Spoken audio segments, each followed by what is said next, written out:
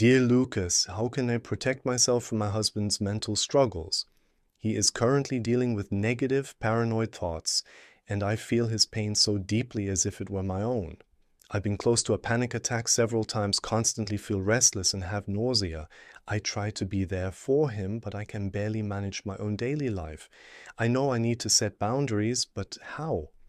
This question from a viewer shows how deeply emotional connections between two people can go, so deep that another person's feelings can start making you unwell. Your body reacts with stress, your mind never gets a break. But why does this happen? And more importantly, how can you protect yourself without feeling guilty? Our brain is naturally wired to mirror other people's emotions. This is called emotional contagion. Highly empathetic people like you experience the emotions of others so strongly that they almost feel like their own. The reason for this lies in mirror neurons, special nerve cells that help us understand and relate to others. But here's the problem.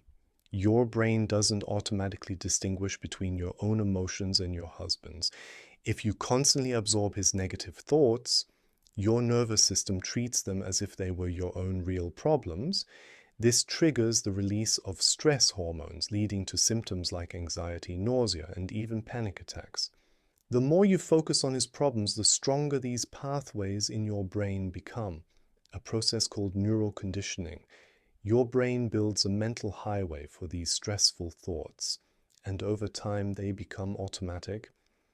This is why setting emotional boundaries is so important, not out of selfishness, but out of self-care.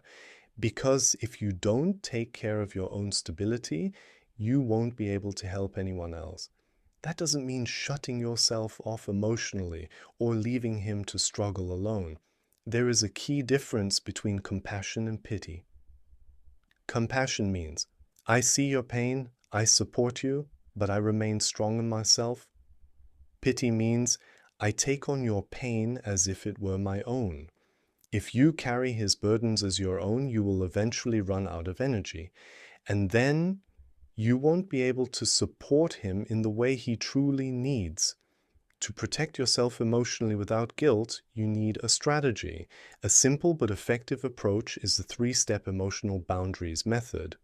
The first step is awareness. Each time you notice yourself getting too caught up in his worries, pause and consciously tell yourself, stop, this is not my feeling. This brief moment of clarity interrupts the automatic pattern in your mind and helps you refocus on yourself.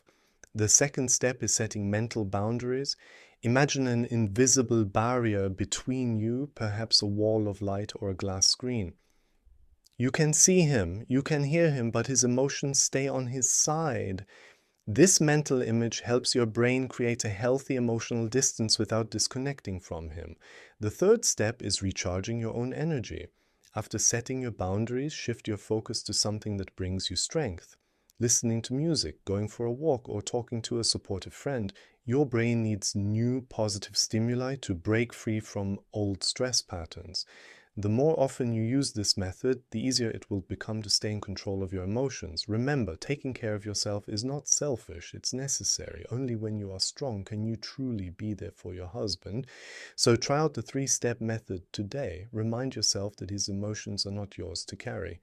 Set a clear boundary and find something that gives you strength. Leave a comment below sharing your experiences with emotional boundaries or any questions you have. I'd love to hear your story.